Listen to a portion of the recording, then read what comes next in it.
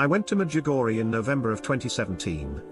During the visit, I had the good fortune to hear Father Leon's testimony about his extraordinary encounter with our Celestial Mother. On a personal level, I believe Father Leon is one of the most holy men I ever met, and he gives me the feeling that he is destined to change the world. Stephen Ryan, Mystic Post. What follows are excerpts from Father Leon's talk given to English-speaking pilgrims. First, it is important to say Father Leon emphasizes that, despite his own personal experience, we should not go to Medjugorje to seek signs and wonders. Father Leon stresses that the most important thing is to place the 5 stones of Medjugorje in the first place in your life. The 5 stones are: 1. Prayer, especially the Rosary. 2. Fasting. 3. Reading the Holy Scripture every day. 4. Confession once a month, and 5. The Eucharist, the Holy Mass. During Father Leon's talk I took notes. Here are a few of the amazing things he had to say about his encounter with the woman who appeared to him on Cross Mountain surrounded by a golden, orange light. Father Leon: I was with my friend, and I can swear on the gospel that I saw a young girl made of a golden, orange light, standing on the mountain. It stunned us into silence. The light was in the shape of a young girl. She had a veil on her head which went straight down. She had narrow but square shoulders. She wore a simple dress, and all this was bathed in this gold light, and was very bright and gleaming. Watching her, what she communicated to you was an immense love, a very personal, direct love. She looked at me as if I were the only person in the whole universe, and she loves me powerfully.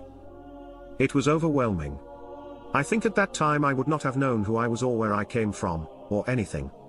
I just knew that I was looking at the most beautiful young girl I had ever seen. She looked about 16.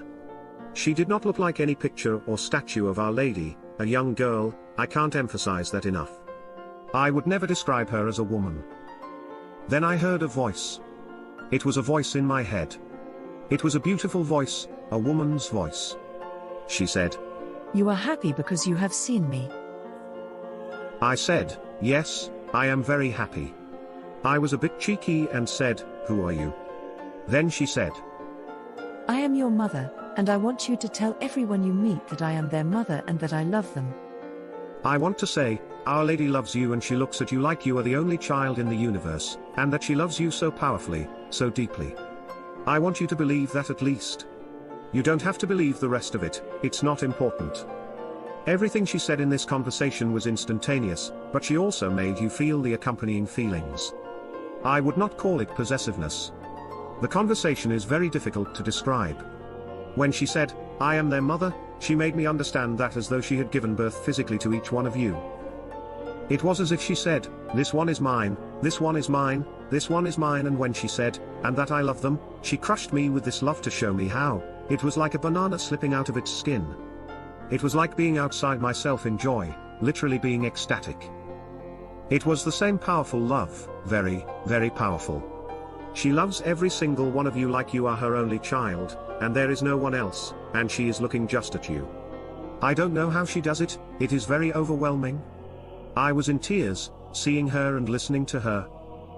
Then she said, "You will forget much of what I am telling you." I said, "No, this is the best day of my life, I am not going to forget a single thing." And as soon as the conversation finished I promptly forgot. Then she said, "Do not begin to imagine that you deserve to see me. God gives grace as He chooses." Before she left she asked me, "Are you willing to suffer?" Then she showed me the future. She said a time is coming when almost every Catholic will be ashamed of the words of Jesus. She said very few Catholics will remain faithful, very few. And those who do will be persecuted terribly by other Catholics. Then she said, "Do not go looking for me, I will come to you when you are dying."